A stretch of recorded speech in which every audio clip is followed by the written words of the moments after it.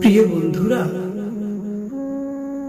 সোনার বাংলাদেশ এবং স্বাধীনতা নিয়ে আমার লেখা একটি কবিতা। কবিতাটির শিরোনাম লাল সবুজের পতাকা।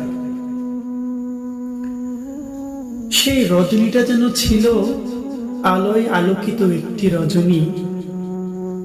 অস্বাভাবিক আধারটাও যেন পূর্ণিমার আলোয় পরিণত হয়েছিল। হৃদয়ের শত ব্যথা, শত যন্ত্রণাগুলো যেন সান্ত্বনার বুলি হয়ে সেই জাগ্রত মানুষগুলোকে অনেকটা শান্ত বানিয়ে দিল।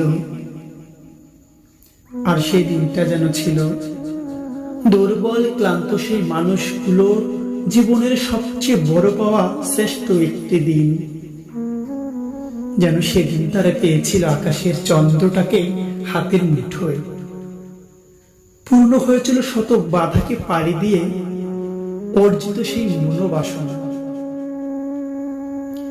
যে লগ্নটার জন্য, যে রজনীটার জন্য, যে দিনটার জন্য ছেড়ে দিয়েছিল তারা নিজের খড়কুটার বাসস্থানটুকু, ছেড়ে দিয়েছিল আত্মীয় স্বজন, জীবনের সহযোদ্ধাকে, এমনি ছেড়েছিল সেই ছোট্ট খোকা বাবুটাকে এতিম করার মায়াটুকু।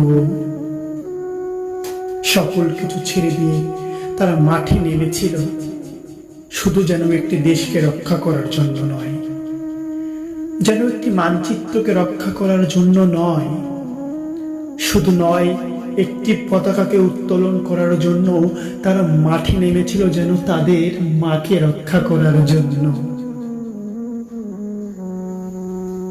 বিনিময়ে দিতে হলো জীবন নামে সেই মূল্যবান অলংকারগুলো।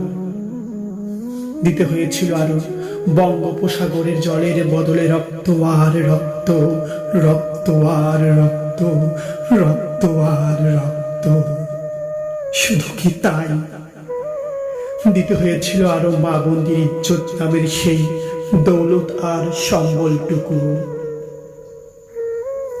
হাজারো ত্যাগ, অন্যায়, অত্যাচার, জুলুম আর অবিচারগুলোকে পিছনে ফেলিয়ে পেয়েছিল তারা সেই রজনীটি, পেয়েছিল তারা সেই দিবালগ্নটি, যেদিন ভোরে পূর্ব আকাশে সোনালি সূর্যের মাঝে দেখতে পেয়েছিল তারা নতুন একটি মানচিত্রের নকশা।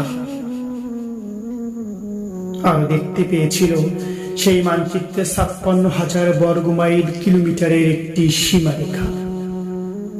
সেখানে মাঝে মাঝে ছিল খাল, বিল, নদী, নালা, আরো ছিল সবুজ মাঠ।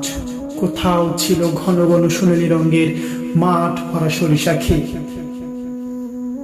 সেই শস্য শ্যামল সবুজ মাঠে লাখো শহীদের বুকের তাজা রক্ত ঢেলে দিয়ে অঙ্কন করেছিল তারা একটি লাল সবুজের পতাকা।